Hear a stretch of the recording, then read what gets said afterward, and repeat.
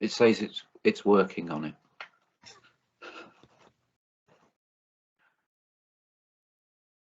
Okay, whilst we wait for the ethics form to appear, I'll just tell you a little bit about how the committee works. Okay, so what happens is if you are going to do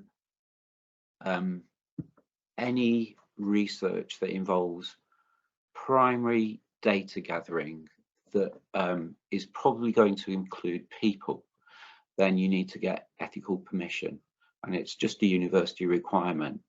There's nothing we can do about it, but that means that increasingly we're seeing more and more applications to the ethics committee. So one of the things that we had to do was to think of a way of kind of streamlining it.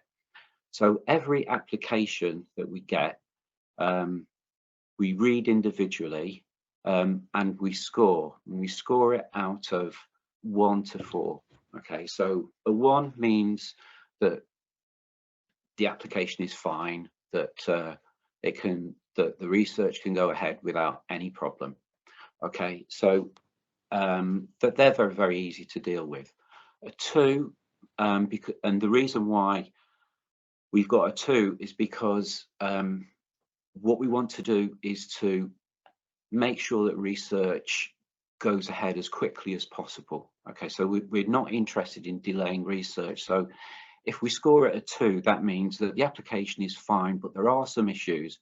And if we can be assured that these are going to be addressed by the supervisor, then that's fine. That we don't need to see a reapplication.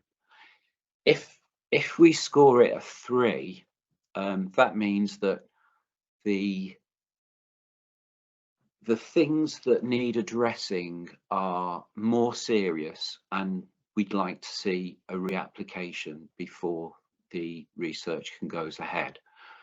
We've got another category which we introduced recently, and that's a 4. And we had to introduce that because of the large number of applications, and also some of the applications that we got. It wasn't so much that they were specifically ethical issues. It was that we were it was very difficult to make an ethical decision, because very often the research design just wasn't clear enough for us to allow us to do that. Okay, so if it's a 4, then we just say thanks for the application, but really sorry, we can't decide on this. Can you redo it? And we'll consider it at the next meeting. Okay, and one of the reasons why we did that was because much of the work that we were doing was discussing research design issues, which wasn't really our remit. Okay, unfortunately it's not letting me upload an ethics form. So what I'll do is I'll just talk about the sections. You want to send it, Paul, or drop it in the chat, and one of us can. If anyone could just share a blank ethics form, then it might make it a bit easier as I talk through the application. I'll find one, Paul. Brilliant, thanks for. Oh, Sally, great. So we've got another member of the ethics committee here. Right. So what we're looking for on the form is as mechanical, straightforward a description of what you're going to do as is possible. We're not interested in the kind of research methodology that you're proposing to use. We don't care about that. All we want to know is, what are you going to do? What does this involve, and what are the ethical applications? Right, so for example, let's suppose, oh, fantastic, thank you very much. Right, could we move to, I think it's page 11.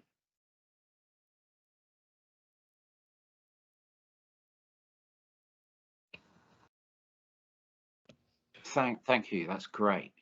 Okay, so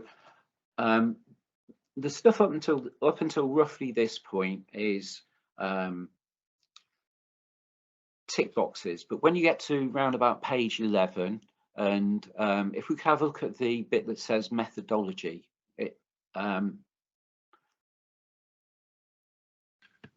right, this is the important bit. Okay, so your research aims, they can be bullet points. All we want to know is what your research is intended to do. Okay, it doesn't have to be a question. It could be an exploration of, or an analysis, or an assessment, or it doesn't have to have a question mark, but it really needs to say as plainly as possible what you're doing. It might be something as kind of innocent and sort of prosaic as what you want to do is you want to set up an after-school arts club. Okay, so that's exactly what you put. You don't try and fancy it up. If you've got a particular thing that you're trying to do with the arts club, for example, you might be trying to encourage independent activity, put that down as well as a bullet point. Okay, right. The next section, relevant literature. All we need in that section are maybe 4 or 5 papers from research journals or bona fide reports, which is where your research is going to sit. The reason why we need this is because, for example, supposing you're proposing to do a piece of research which involves a psychometric test. Okay, what we need to do is we need to make sure that that psychometric test that we've probably not heard of is a bona fide test, that there's been research which has been done using it, and the kind of research that you're proposing to do falls in line with that. That's the reason why we need that relevant literature. You don't have to comment on the literature. If you do comment on it, a sentence or so is all that's required, just to demonstrate that what you're doing has got a research context which already exists. Okay, and that's the only reason why we want that in there. Okay, the next bit, which is I think the research methodology. If we have a look at, can we scroll down a little bit? Brilliant, thanks. Okay, let's have a look at the. There's a section which says research design, which is just underneath that. If we have a look at this before we have a look at the sample size. Okay, right. The research design, this section's really important, and again, it needs to be written in as straightforward, clear a way as possible. All right. And what we want to know in this section are what you're going to do and the order that you're going to do it in, and any implications from that. Okay, so let's pretend that what you wanted to do was you wanted to gain the opinions of SENCOs working in secondary schools in the Northwest about their experiences of teaching during lockdown. Okay, so you know, there are variations of this kind of research that we get. Okay, it's not an insignificant question. All right, so this is what you're going to do. You're going to talk to SENCOs in the Northwest about their experiences of work during lockdown. Okay, so the first thing we want to know probably is how you're going to contact those SENCOs. All right, are you going to use social media? Are you a member of a SENCO network? Is it because you've got informal friendships with SENCOs in the area? So that's what we want to know. First thing, how are you going to contact them? Okay. And if you're going to contact them as well, you're probably going to have an information sheet saying, I'm doing this piece of research and this is what's required. Would you like to take part? Okay, so in that case, we'd like to see that document as well. Okay, and that document can be used as your participant information sheet. Okay, so on that document you'd have what this involves, and let's pretend for the moment that this involves first of all filling in a brief questionnaire, okay, and then probably a 30-minute interview with some key questions that you've got. So again, all we need is a list of your questions for your questionnaire, okay, and the questions that you're going to ask during the interview. All right. And if you're going to record the interview, we'd like to know how you're going to record it and how you're going to store that data once it's been recorded. So again, this is really, really straightforward. It doesn't matter whether you're, you could be interviewing Senkos, you could be doing an arts project, you could be interviewing heads. It doesn't matter. It's the same kind of mechanical procedure. Okay, what does this involve? What's the next thing I do? Okay, so we've got to the stage where you've contacted your Senkos, you've got the replies. Okay, the next thing that you're going to do is you're going to actually do the interview. Okay, so there are a couple of things to bear in mind when you're doing the interview. Okay, so this is going to be an interview, again, very, very innocent, nothing controversial in it. You're not anticipating anything like that, but there may be something that happens during an interview that you can't guarantee that everything is going to go in a straightforward way. And all we need to do in the ethics committee is be assured that you're prepared for those very rare circumstances where that might happen. Okay, so let's just pretend what kind of things could happen during such an interview.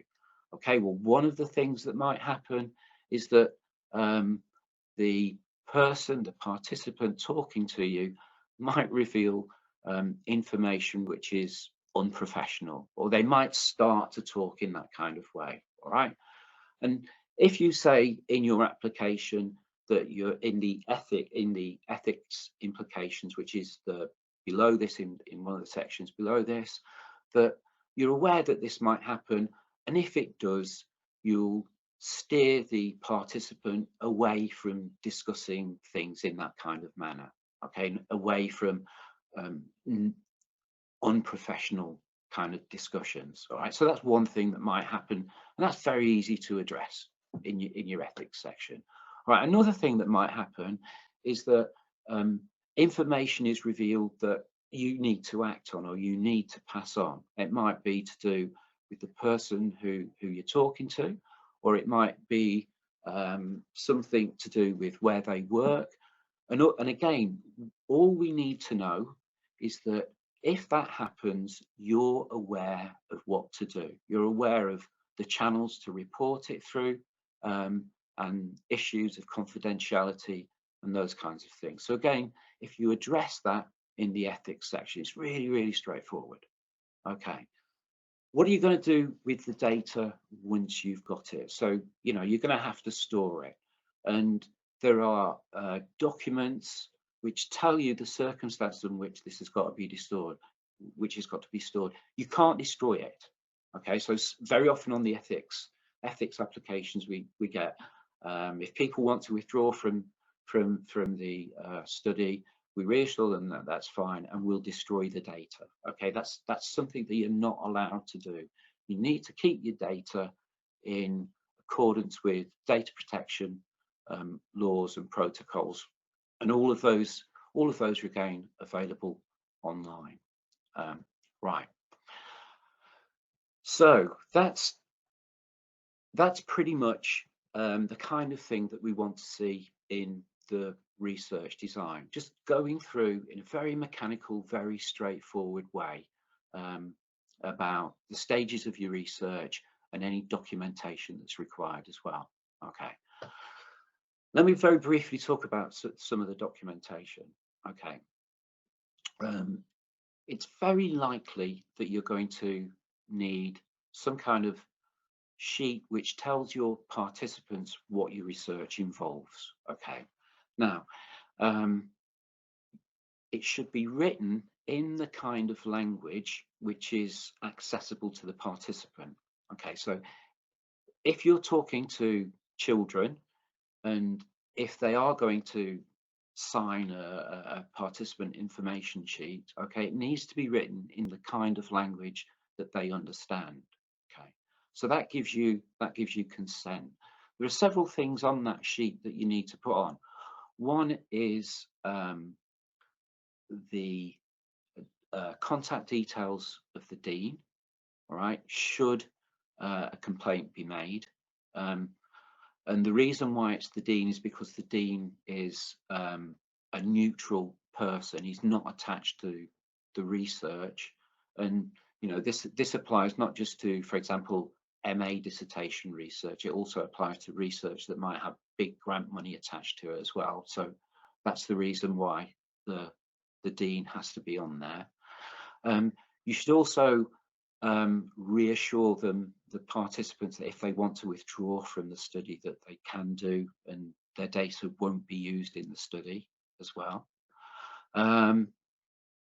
And any kinds of questions that you're going to ask them as well, they should be on there. It's a very, very sort of straightforward piece of work that you're doing. All right. If we now go back to the sections above this, which included sample size. Okay, so let's go back to the SENCO made up example. It might be that you'd really like to speak to 10 SENCOs, but you can't guarantee that you're going to get 10 responses. So in the sample section, put in exactly that you would like 10 participants, but you anticipate that you'll probably get fewer than those. All right. The reason why we need sample size and who the sample is because well, sometimes we get sample sizes which are huge and they're just not manageable. And whilst that might be to a certain extent a research methodology issue, sometimes they've got ethical implications as well. And we also need to see who it is that your sample consists of. So, you know, you might have a sample which consists of educationists, but you might have a sample which consists of children as well. Okay, supposing your sample consists of children, you've got the right consents, you've got parental consent, you've got consent of the school, you've got consent of any other agency that might be involved and is pertinent to this. Okay, and to a certain extent, you've got consent from the children as well who are involved. All right. One of the big differences between written consent and consent when you're actually doing the research is, even though it might have been given and you've got the signature, it's always something which is never absolute. Okay, and that's much more obvious with children. So if you're working with young children doing your research, and you know, you might simply want to find out about what children think when they're doing a maths problem. Okay, so you might be talking to, say, 6-year-olds. Okay, and everything's going all right, but you can tell maybe from how the child's responding simply to your presence that they're uneasy with you being there. Okay, and what that means is effectively consent has been withdrawn. And so what you need to do in that kind of situation is you need to stop doing your research. And that might mean that you need to move to a different table, or you need to go and talk to someone else. But the point about consent is even with adults as well. So for example, if we go back to the pretend example with the SENCO, if doing your interview you find that your participant is becoming uneasy, is unhappy, then the first thing that you need to do is kind of stop and reassure the participant and find out if everything's okay. But if your participant continues to be unhappy, all right, it doesn't mean that they need to break down, but you're aware that they're uneasy, you need to stop the research. Okay, so you always put the well-being of your participants first, and you need, you need to make sure that you've raised that in the ethics section as well. Sometimes, you know, sometimes the issues that might be being researched will be a lot more sensitive than others. So, for example, we've got a student who's researching death, and you know, it's much more likely that issues which are going to be disturbing to participants will arise in those circumstances rather than talking to SENCOs. But nevertheless, you know, you still need to consider always the well-being of the participant, and you always put that first. Okay, right. I think I've got one more thing to say, and that is sometimes research is very, very context sensitive, and the ethics committee is always in the business of trying to support research. It never, you know, deliberately puts barriers in the way. It always tries to remove those barriers. So, for example, if an application has been submitted twice, then one of us from the committee will try and speak to the applicant or the supervisor, you know, because people want to do this research. It's important. Okay. By context sensitive, though, what I mean is sometimes research is going to be proposed where the answer to that research is pretty well known prior to the research being conducted. And sometimes the reasons why students or staff will undertake that research is to confirm, or sometimes it's simply to develop research skills and demonstrate those in your dissertation by getting your MA. Okay. There are times though when almost knowing what the answer to your research is going to be is a bit of a problem, and that's the case when actually conducting the research is going to cause a lot of hassle to the people involved, and the answer that you're going to get is something that you really do know from the research literature. And in those circumstances, then that could be an ethical issue. You know, if you're taking professionals' time, if you're asking them complex questions, and you know, it could be a long process in situations where professionals are stressed already, and occasionally we have to think about that as an ethical issue as well. Okay, I've pretty much finished. If anyone wants to ask any questions, please do. If anyone who's on the ethics committee wants to say anything, comment, include something that I probably missed out, then please do. Can I just ask for a quick clarification, Paul?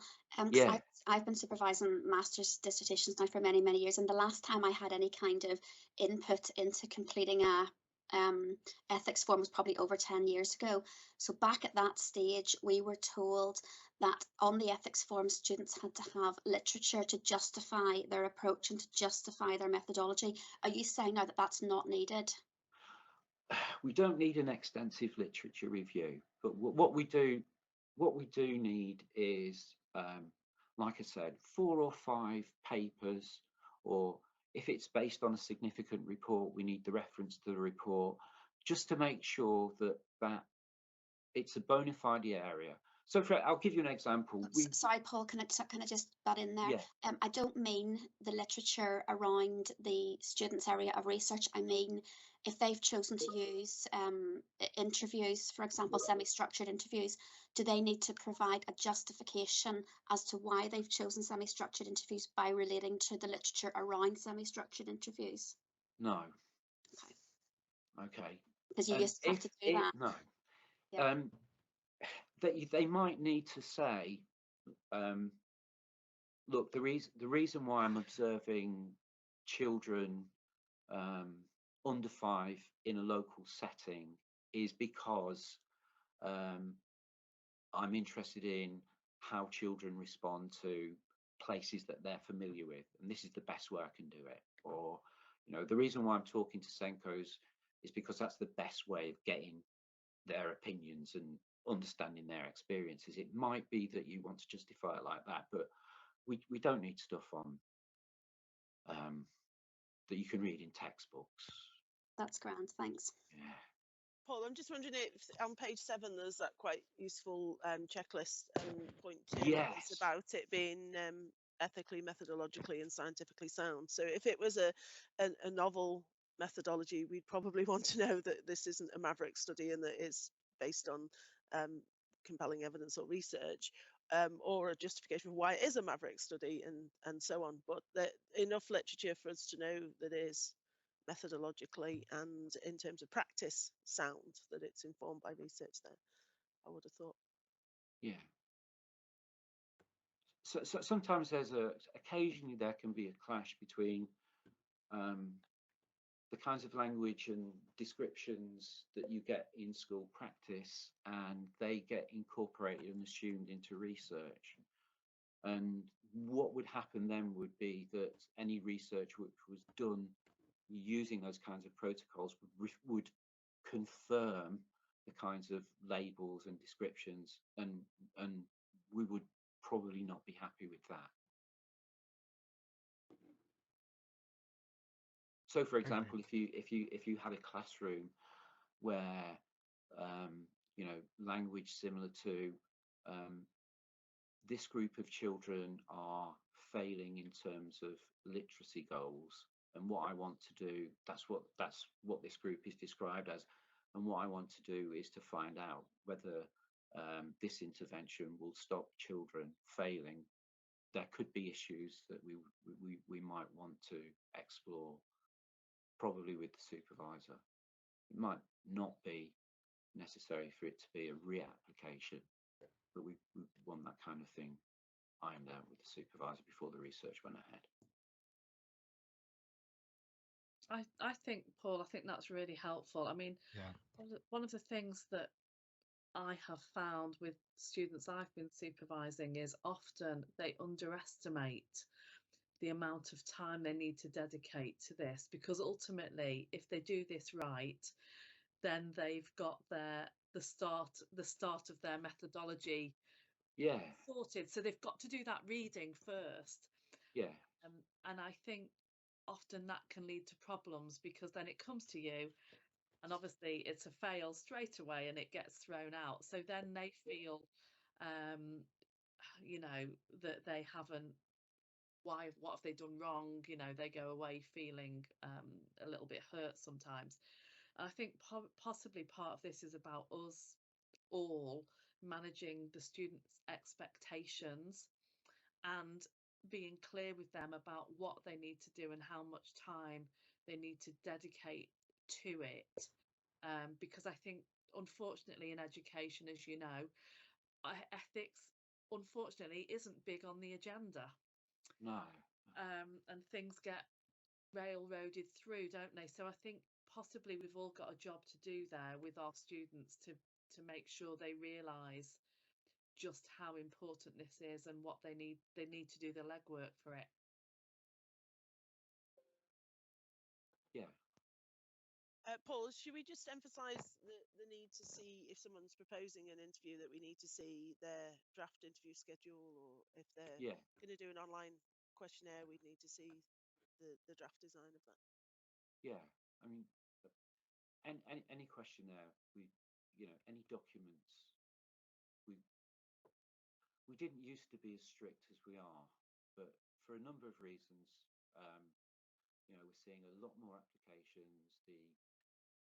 The guidance from the university is a lot tighter, and unfortunately or fortunately, we have to do this.